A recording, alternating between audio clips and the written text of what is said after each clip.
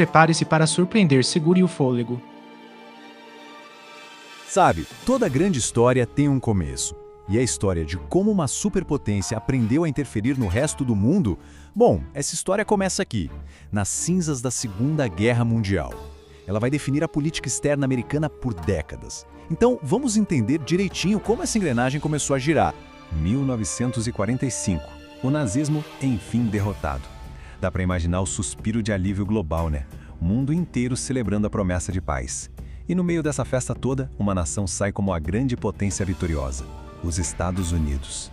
Só que, enquanto a Europa comemorava, do outro lado do mundo, lá na China, a paz era só uma miragem. O país estava devastado pela ocupação japonesa e mal teve tempo de respirar porque estava prestes a mergulhar de cabeça numa nova guerra. Uma guerra contra si mesmo. É isso aí. Com o inimigo comum, o Japão, fora de cena, aquela trégua meio forçada entre as facções chinesas acabou. A guerra civil, que estava ali só esperando adormecida, explode de novo com força total. E quem eram esses lados? Bom, de um lado, tínhamos os nacionalistas do Kuomintang, o KMT, com Chiang Kai-shek. Do outro, os comunistas de Mao Tse-tung, o PCC. Eram dois exércitos, duas visões de mundo completamente diferentes, e o futuro de uma nação gigantesca em jogo. E é exatamente nesse ponto que a nossa história de hoje começa a tomar forma. A primeira grande intervenção americana no pós-guerra. Porque, diante desse conflito interno na China, os Estados Unidos eles precisaram escolher um lado. E olha só que interessante. A escolha de Washington não teve absolutamente nada a ver com democracia. O governo do Kuomintang era autoritário, corrupto, tudo menos um exemplo de virtude democrática. O critério foi um só, puramente ideológico: ser anticomunista. No tabuleiro da Guerra Fria que já estava se montando, isso era mais do que suficiente.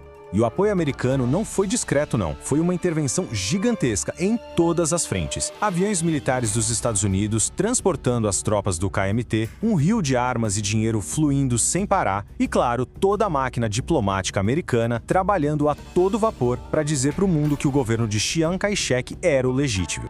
Agora aqui a coisa fica ainda mais complexa. A gente tem a chamada Missão Marshall.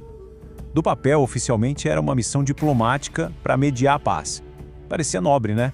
Mas, na prática, o objetivo era outro, bem mais estratégico. Era garantir que a China não se tornasse comunista.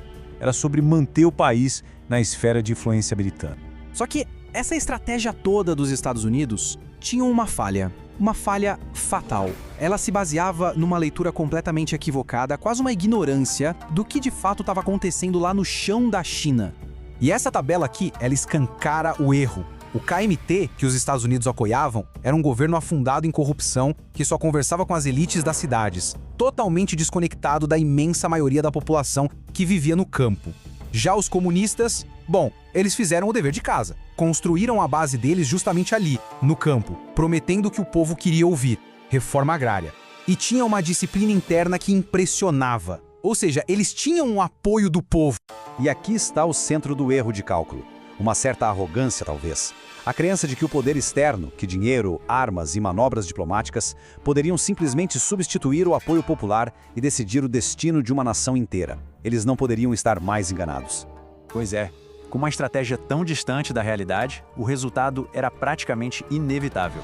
O projeto americano para a China, ele já nasceu fadado ao fracasso. Em 46, Washington começou a perceber que o barco estava afundando e começou a tirar o pé, a reduzir o envolvimento, mas aí já era tarde demais. 3 anos depois, em 1949, a vitória comunista era um fato consumado. Mao Tse-tung sobe ao poder e proclama a República Popular da China. Nos Estados Unidos, a história que se contou foi a de que a China foi perdida. Perdemos a China para o comunismo. Mas, se a gente olha de perto, o que essa análise sugere é que não foi a China que foi perdida. O que fracassou, na verdade, foi a própria intervenção. Essa tentativa de fazer engenharia política de fora para dentro. E é aqui que a história fica realmente crucial para o nosso entendimento do mundo hoje. Porque o que aconteceu na China não foi só um fracasso isolado, não. Foi um laboratório, foi o nascimento de um método, um verdadeiro manual de instruções de como intervir, que seria usado de novo e de novo e de novo. E que manual é esse? Vamos lá. Passo 1, escolha seus parceiros pela ideologia. Não importa se o povo os apoia ou não.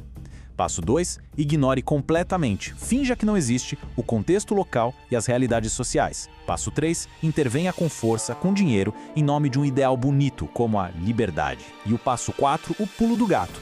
Quando tudo der errado, crie uma nova história, uma narrativa para se livrar da culpa.